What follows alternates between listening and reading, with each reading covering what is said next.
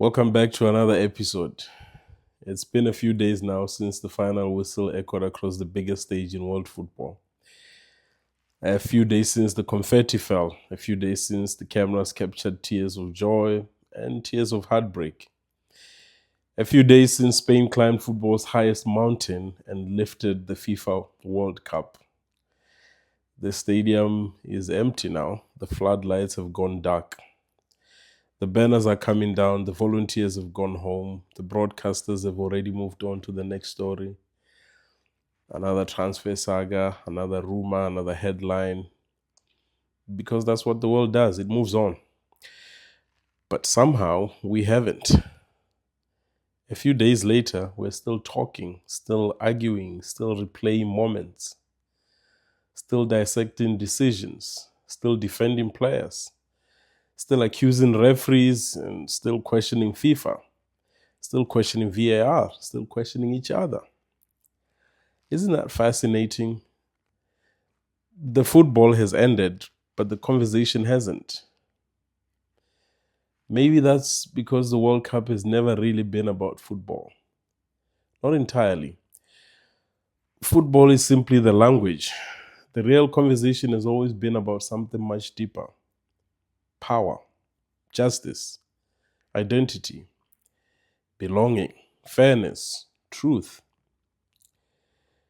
Because every 4 years, players chase a ball while billions of people chase certainty. And certainty is becoming increasingly difficult to find. Spain are world champions, deservedly so. They didn't stumble across the finish line. They played football with courage, with intelligence, with discipline, with confidence. When the pressure was at its highest, they looked like the best team in the tournament. That's worth saying. Because sometimes in the noise of controversy, excellence gets drowned out. So, congratulations, Spain. History will remember your victory. But here's the strange thing: history may remember Spain as the champions. The internet will probably remember something else: the arguments, the referees, the VAR reviews, the conspiracy theories, the accusations, the outrage, the memes, the endless debates about whether football's biggest tournament was truly decided on the pitch or influenced somewhere far above it. And perhaps that's the first lesson. Winning the trophy doesn't always mean winning the story. Spain won the World Cup, but for weeks, the world's attention revolved around something else entirely: around FIFA, around officiating, around Argentina, around Lionel Messi, around a question that refused to go away. And that is, was everyone really playing the same game? Now, before anyone rushes to the comment section, allow me to say something that has become surprisingly difficult to say in today's world. I don't know. I just don't know. I don't know whether every controversial decision was correct. I don't know whether every referee got every call right. I don't know whether every accusation made online was fair. I don't know whether FIFA has done enough to convince the footballing world that its competitions are beyond reproach. And perhaps neither do you. Because somewhere along the way, we confused confidence with certainty. Those aren't the same thing. Throughout this tournament, one narrative followed Argentina everywhere. Sometimes whispered, sometimes shouted, sometimes mocked, sometimes believed.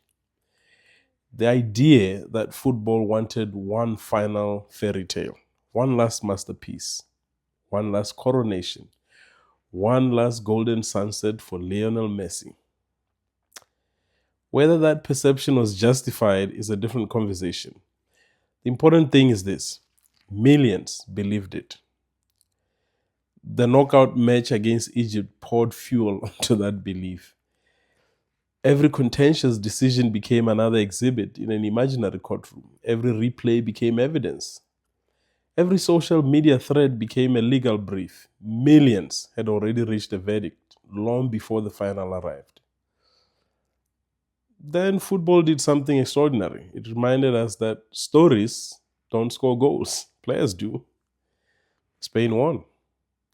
Not because they had the louder fan base, not because they generated more headlines, not because they were the bigger commercial story. They won because they were simply better. And just when you might have expected the arguments to disappear, they evolved. Some people celebrated Spain's triumph, others mourned Argentina's defeat. Some questioned Argentina's conduct after the final whistle. Others defended it as the raw emotion of elite competitors watching a lifelong dream disappear. Some applauded Spain's composure, others insisted the tournament had been compromised long before the final was played. Notice what happened. The facts became fixed, the interpretations multiplied. Same match, different realities. I've always found victory interesting, but defeat tells better stories. Victory introduces you to the athlete. Defeat introduces you to the human being. Winning is comfortable. Winning allows us to smile for the cameras, to thank everyone who believed in us, to speak eloquently about humility. Losing is different. Losing strips away rehearsed speeches. Losing doesn't ask who you pretend to be. It asks who you really are. I've watched champions lose with remarkable grace. I've watched underdogs lose with remarkable dignity. I've also watched extraordinary talent become ordinary bitterness the moment the result went against them. Football isn't unique, it's simply honest. You don't truly discover someone's character when everything goes according to plan. You discover it when life refuses to cooperate. A business collapses, a marriage breaks, an election is lost, a promotion goes to someone else, a book doesn't sell, a dream falls apart, a World Cup final slips away.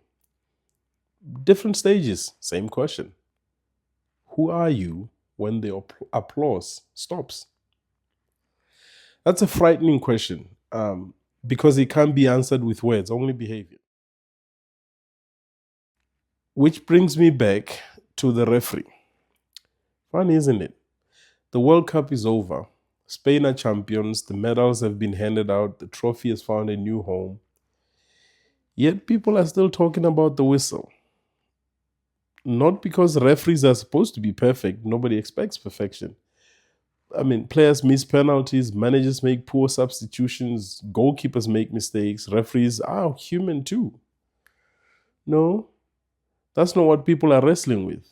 They are wrestling with something far more fragile: trust. A football match can survive mistakes. What it struggles to survive is suspicion.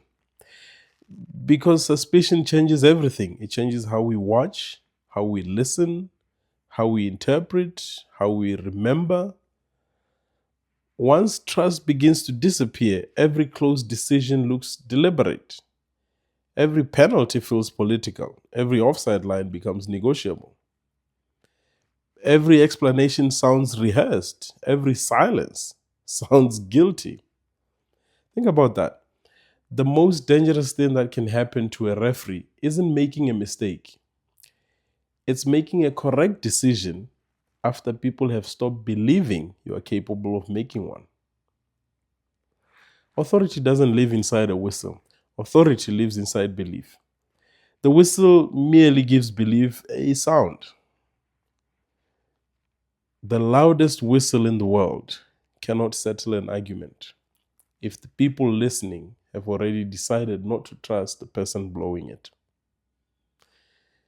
And perhaps that's the real legacy of this World Cup. Not Spain's triumph, not Argentina's heartbreak, not Messi's farewell, not FIFA's critics. The legacy is a question that extends far beyond football. What happens when institutions lose the one thing they cannot manufacture? Trust. Because football isn't the only place asking that question. Governments are asking it. The media are asking it. Universities are asking it. Corporations are asking it. Religious institutions are asking it. Families are asking it. Perhaps you are asking it too.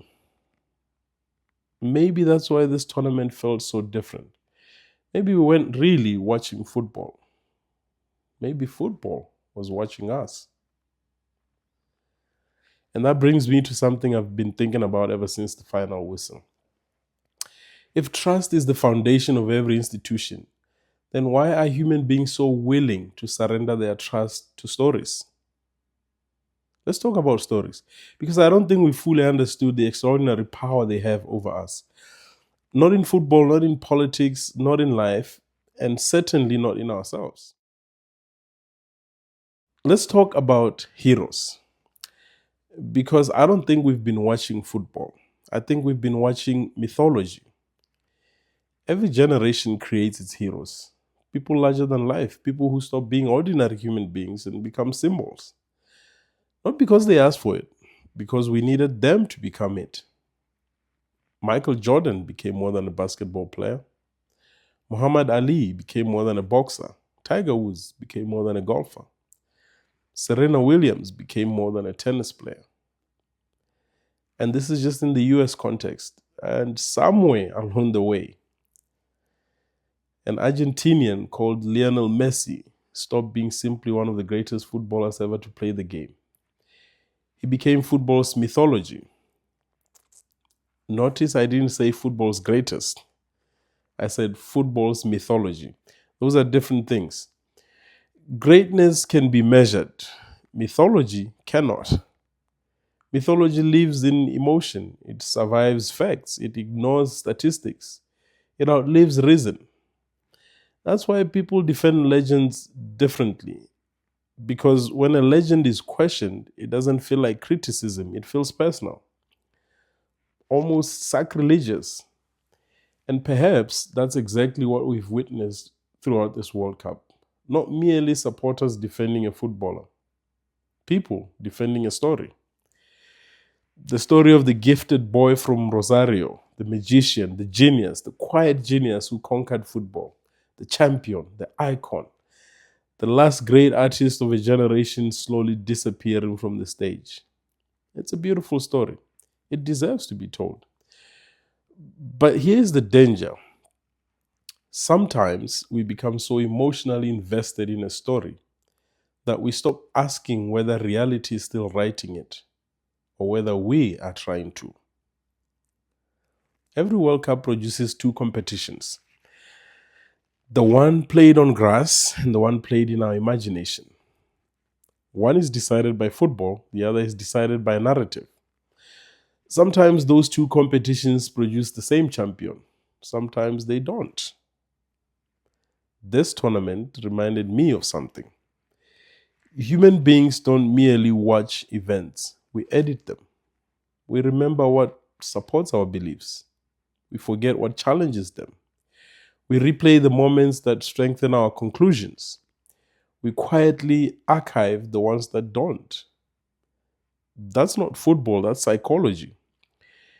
And perhaps that's why two intelligent people can watch exactly the same 90 minutes or 120 minutes, however long the game is, and walk away convinced they witnessed entirely different matches. One sees courage, another sees arrogance. One sees resilience, another sees favoritism. One sees injustice, another sees sour grapes. Same game, different stories. Which raises an uncomfortable question. Are we searching for truth or merely looking for evidence that our favorite story was right all along? Now, let's come to the final. Because I think the final taught us something the rest of the tournament couldn't. Not about football, about human nature. For weeks, many supporters believed football had already written its ending, that Messi would ride into the sunset one final time, that Argentina would complete the perfect farewell, that destiny had already chosen its champion. Then Spain arrived and ignored destiny. They played with courage, with discipline, with clarity. They didn't seem interested in the script, only the scoreboard. That's the wonderful thing about sport. Every now and then, reality interrupts mythology. And when it does, we discover who we really are. Not when we're winning, when we're losing. I've often wondered why defeat hurts so much. I don't think it's because we lose. I think it's because defeat forces us to meet ourselves. Victory allows us to perform. Defeat refuses the performance.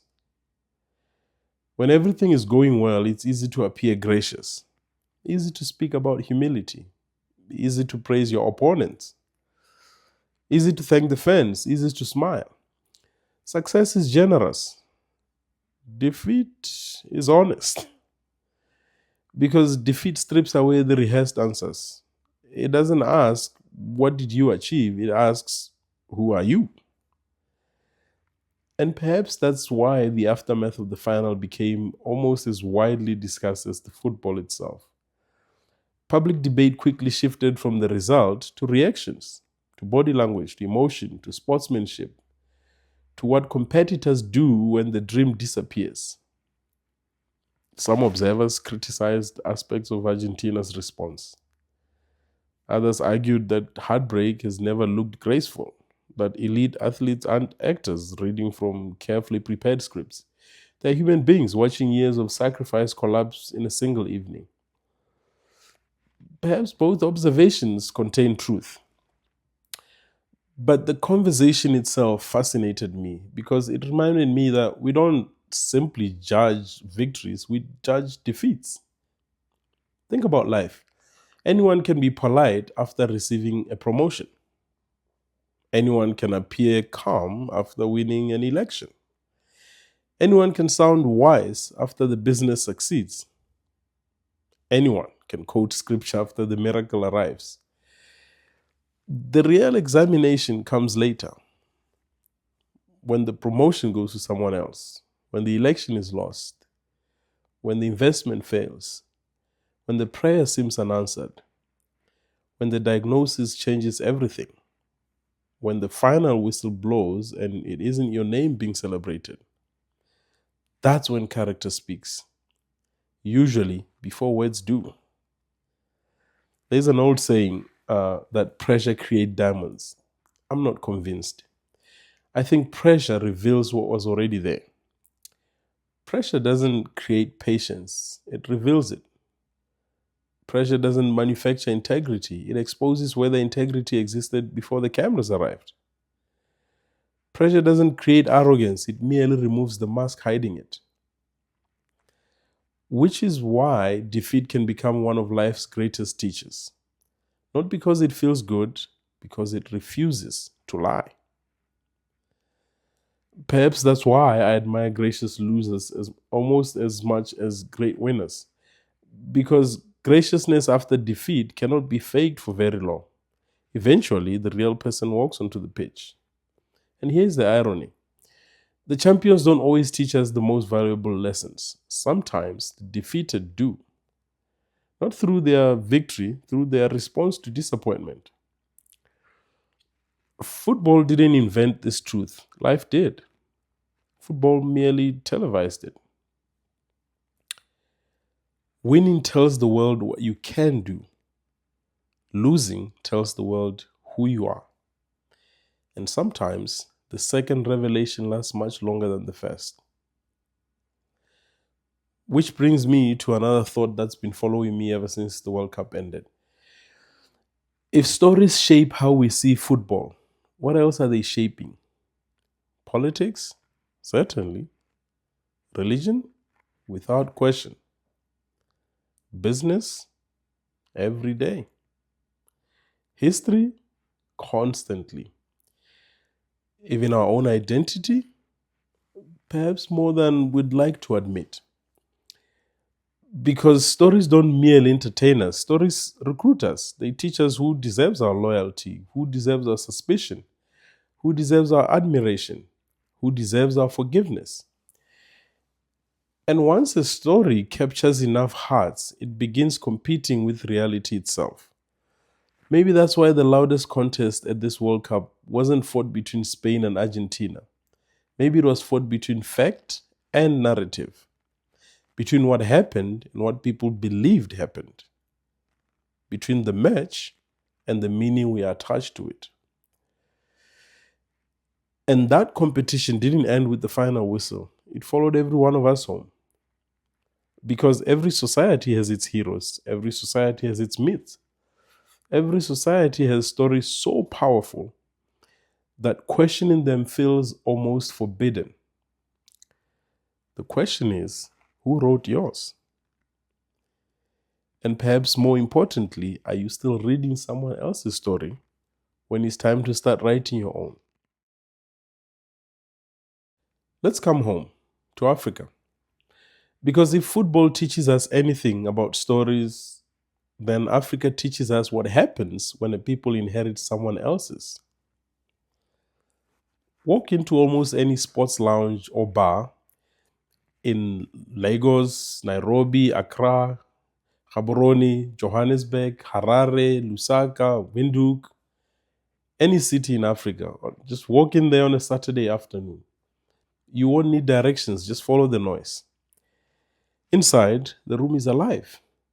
Manchester United shirts, Liverpool shirts, Chelsea, Arsenal, Barcelona, Real Madrid, Bayern Munich, PSG, Juventus, Inter Milan, even Al Nassr. People are standing, shouting, pointing at television screens, celebrating goals as though they personally contributed the assist, arguing over referees who've never heard of their village, defending players who wouldn't recognize them if they walk past them tomorrow morning. I've done it. You've probably done it too. Let's not pretend otherwise. I've celebrated Manchester United victories as though they settled my electricity bill. I've allowed a result at Old Trafford to determine the mood of my Monday. I've defended players I'd never met against people I'd never met for reasons I can no longer remember. So no, I'm not standing outside this conversation. I'm standing right in the middle of it. But allow me to ask one small question. Who's playing in the Botswana Premier League? The first weekend of the new league season. How many of us know? Who was the leading scorer in the Zambian league this past season? Or in Zimbabwe? Who won the FA Cup in Ghana? Who's developing the next generation of footballers in Namibia? Silence. Not because those competitions don't matter, but because somewhere along the way we quietly decided they mattered less. And that's interesting, because football has taught me something about attention. Attention is never accidental. It always follows belief. We pay attention to what we believe is important. And eventually, what receives our attention becomes important. That's true of football. It's true of business. It's true of education. It's true of relationships. It's true of nations. Attention is an investment. And wherever we invest our attention long enough, our identity slowly follows. I've been thinking about something. Perhaps the greatest export from Europe wasn't technology, or language, or religion, or even political systems. Perhaps its greatest export was prestige. Prestige. The quiet ability to convince the rest of the world that significance lives here and not there. Think about it. For generations, Africans were told where excellence lived. Not discovered, told. Which universities mattered, which passports carried influence, which accents sounded educated, which cities represented civilization, which books deserved reading, which history deserved remembering, which football leagues deserved admiration. Colonialism didn't simply occupy territory, it occupied imagination. That's why political independence, while essential, was never the finish line. It was only the beginning. Because reclaiming land is easier than reclaiming the mind. You can lower a flag overnight. You cannot uproot an idea so quickly, especially an idea repeated over generations. Sometimes the longest journey any people will ever travel is the 18 inches between the head and the heart, between knowing they are free and believing they are enough.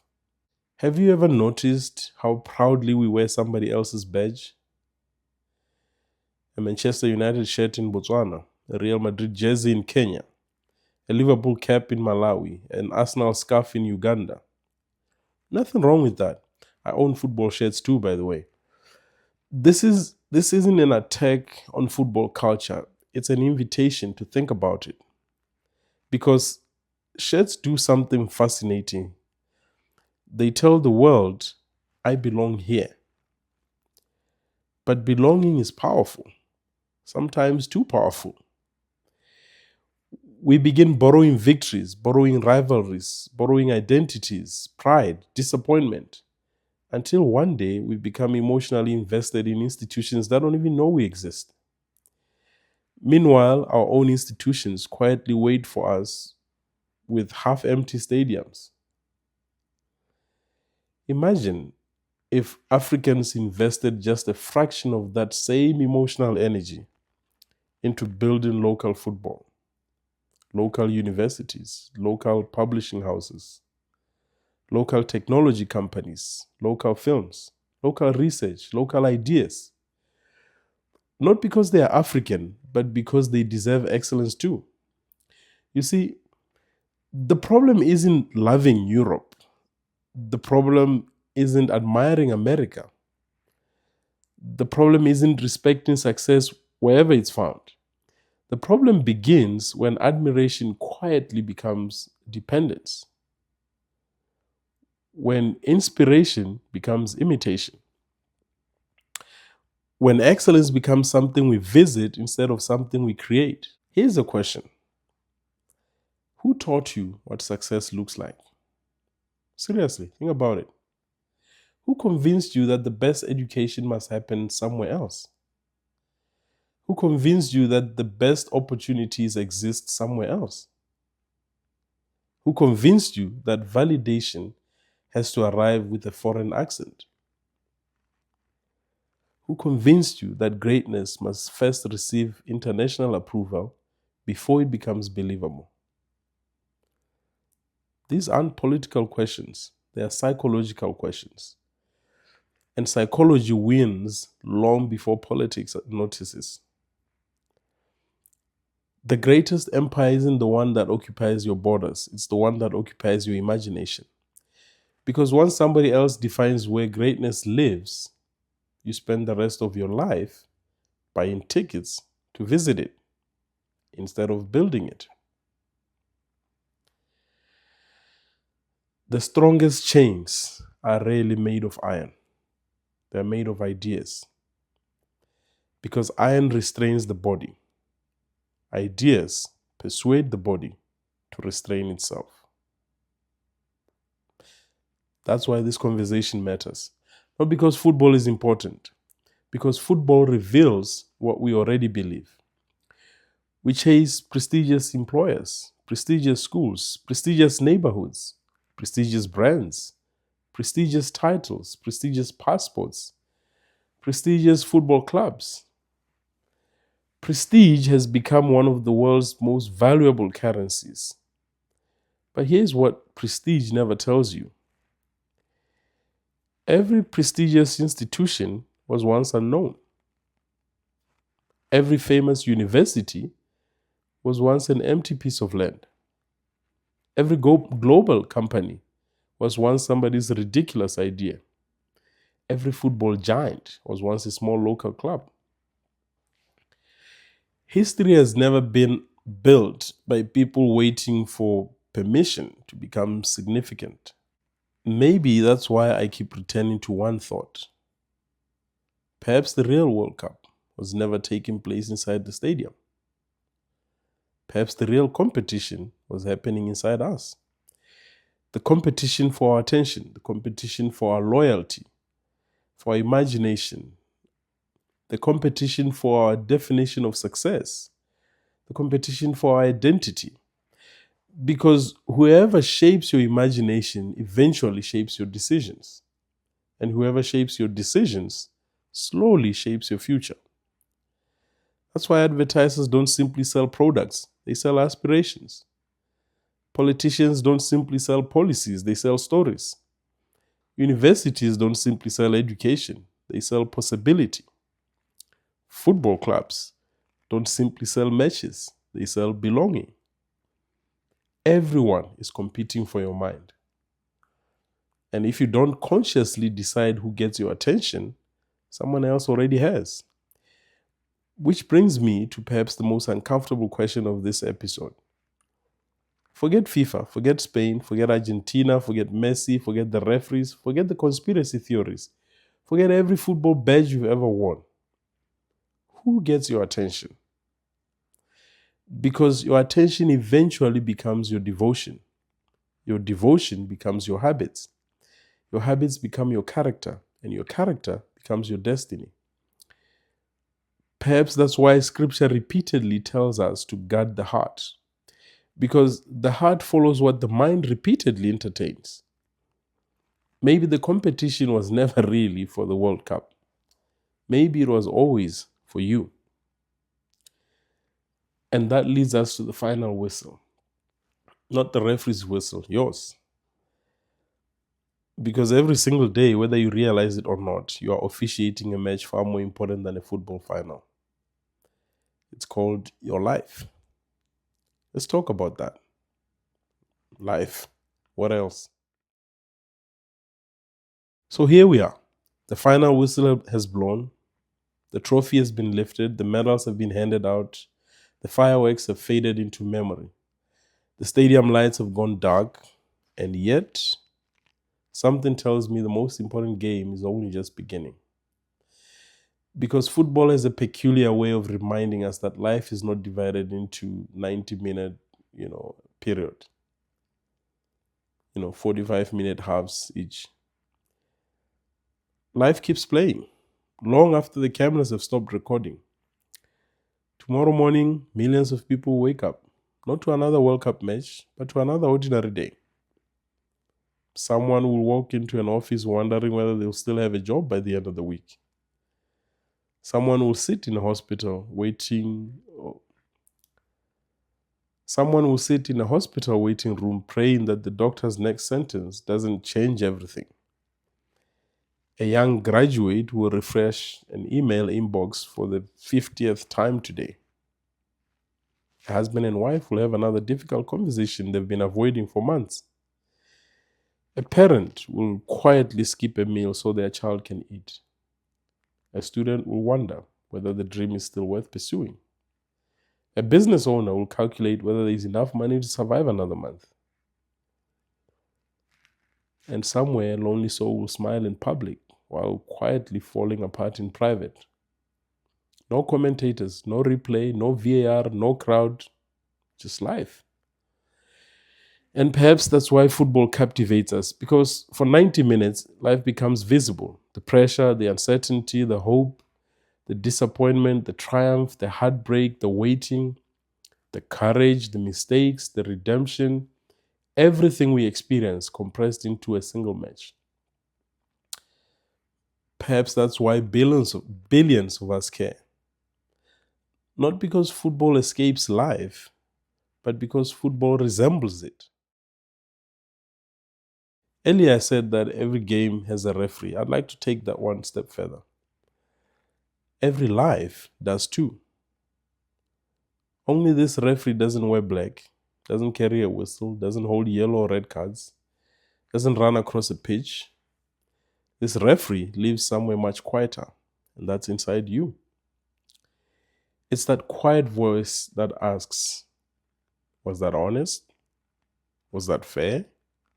Did you tell the whole truth? Would you still do this if nobody ever found out? It's remarkable. We spend so much time demanding integrity from institutions, while negotiating exceptions for ourselves. We expect politicians to be truthful. We expect journalists to be objective. We expect judges to be impartial. We expect referees to be consistent. We expect religious leaders to be accountable, as we should. But somewhere between expectation and self examination, we often forget to ask the same questions of ourselves. Am I fair when the decision benefits me? Am I objective when the evidence challenges my opinion? Am I gracious when somebody else succeeds? Am I humble when I'm the one being applauded? Am I honest when dishonesty would be easier?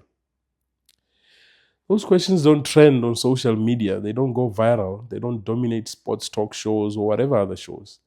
But they determine the quality of a life. This episode is titled The Game Behind the Game. And now you know why. The game behind football was never football. It was trust. The game behind trust was never refereeing. It was integrity. The game behind integrity was never institutions. It was people. And the game behind people has always been the human heart. Everything else is commentary. Football merely revealed it. Politics reveals it. Business reveals it. Marriage reveals it. Leadership reveals it. Parenthood reveals it. Faith reveals it. Failure reveals it. Success reveals it. Life reveals it. The greatest competition you'll ever enter won't have a stadium. You won't have sponsors. You won't have television rights. You won't award a golden trophy. It will ask one question. Who are you when no one is watching? Because eventually, every applause fades. Every championship becomes history. Every title is inherited by someone else. Every record is broken. Every legend is replaced. Every empire becomes a chapter in a history book. Every generation leaves the stage, including ours. One day, nobody will remember who won this World Cup final. That sounds impossible today. It isn't. Most people can't tell you who won the World Cup in 1934. If it was even played in 1934. Anyway. Or who scored the decisive goal. Or who refereed the final. History has a way of simplifying things. But history asks different questions. Were you honest? Did you build something worthwhile? Did your children become better because you raised them? Did your community become stronger because you lived there? Did you leave people with more hope than you found them? Did you make room for someone else's success or only your own? Perhaps those are the only scorelines that survive. There's something profoundly humbling about that. We spend years chasing moments when perhaps we should be chasing meaning. Moments are photographed. Meaning is remembered. Moments impress people. Meaning transforms them. Moments make headlines. Meaning changes generations. Which one are you pursuing? I've been thinking about something. When the referee blows the final whistle, every player reacts differently. Some collapse to the ground, some celebrate, some cry, some embrace their opponents, some stay into the distance, some begin planning for the next tournament. The whistle doesn't create character, it reveals it. Life has final whistles too. The end of a career, the end of a friendship, the end of a season, the end of a dream, the end of our youth, eventually, the end of our lives. None of us knows when that whistle will sound. We only know that one day it will. So perhaps the most important question isn't who won. Perhaps it's how did you play? Did you compete with honor? Did you celebrate with humility? Did you lose with dignity? Did you tell the truth when it was expensive? Did you stand for justice when it was unpopular? Did you build more than you consumed? Did you leave the field better than you found it? Because in the end, those are the victories that cannot be taken away. A few days ago, Spain lifted the World Cup. Again, congratulations to them. Their names now belong to history. Argentina walked away with heartbreak, like every great football nation eventually does. Because that's football. No one wins forever. The referees will continue making difficult decisions. Supporters will continue disagreeing. Social media will continue arguing. Conspiracy theories will continue finding audiences. Another tournament will arrive, another hero will emerge, another legend will grow older, another generation will insist theirs was the greatest. The cycle will continue. But perhaps, just perhaps, the greatest lesson from this World Cup has nothing to do with football. Perhaps it's this: trust is precious. Character matters. Stories shape nations. Attention shapes identity.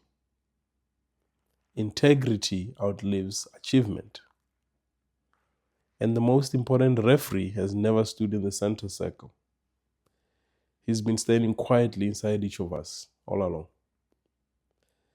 So the next time you watch a football match, enjoy it, celebrate, laugh, debate, support your team. Feel every emotion that makes sport so wonderfully human. But don't forget to watch something else. Watch yourself. Notice how quickly certainty arrives. Notice how easily anger appears. Notice how fiercely pride speaks. Notice how reluctantly humility enters the conversation. Because sometimes the person we understand least is the one staring back at us in the mirror. And maybe that's the real game behind the game. I'm not asking you to agree with me. In fact, I hope you don't agree with everything I've said. Agreement isn't the goal. Thinking is. Because if this World Cup reminded us of anything, it's that the loudest opinions aren't always the wisest. And certainty isn't always the same thing as truth. So ask questions, question stories, question narratives, question institutions, question yourself. Not because cynicism is wisdom, but because honest reflection is. The stadium may be empty, the tournament may be over, the trophy may have found its home, but your next decision, your next conversation, your next act of courage, your next opportunity to choose integrity over convenience, that's where your final is played. Every single day. Until next time, this is Just Thinking Out Loud. A piece of my mind to disturb your peace of mind.